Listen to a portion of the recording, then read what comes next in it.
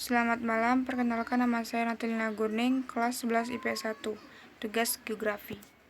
Sini saya akan membahas materi tentang persebaran flora dan fauna di Indonesia.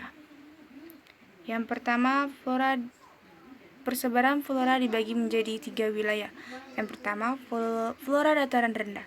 Wilayah ini meliputi Jawa, Sumatera, Kalimantan, dan Bali. Flora di pulau ini mendapat pengaruh flora Asia karena ciri-cirinya mirip dengan flora di benua Asia atau flora asiatis. Wilayah ini didominasikan berhabitus pohon dari suku Araucariaceae dan Maitacariaceae. Yang kedua, flora daerah peralihan. Wilayah ini meliputi Sulawesi, Maluku, dan Nusa Tenggara.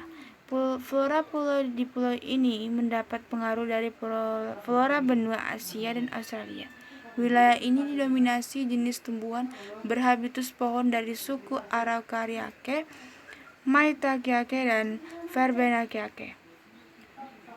Yang ketiga, flora daratan Sahul. Wilayah ini meliputi Papua dan pulau-pulau di sekitarnya. Flora di pulau ini mendapat pengaruh flora benua Australia atau disebut dengan Australia. Jenis tumbuhan berhabitus pohon dari suku Araucariaceae dan Maitacariaceae. Yang selanjutnya, persebaran fauna di Indonesia dibagi menjadi 3 wilayah. Yang pertama, fauna Indonesia Barat.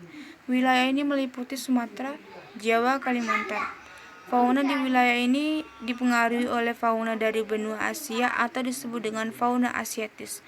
Ciri fauna di wilayah ini adalah memiliki tubuh yang besar, misalnya gajah, harimau, badak, beruang.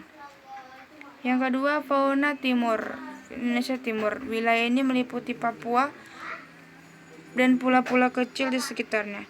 Fauna di wilayah ini dipengaruhi oleh fauna benua Australia atau disebut dengan fauna australis, misalnya cendrawasih, kasuari, dan kanguru. Yang ketiga, fauna di Indonesia Tengah. Wilayah ini meliputi Sulawesi, Nusa Tenggara, Maluku. Fauna ini sering disebut sebagai fauna peralihan, contohnya anoa, komodo, rusa, dan burung kakak tua. Sekian hasil dari penjelasan materi saya. Terima kasih.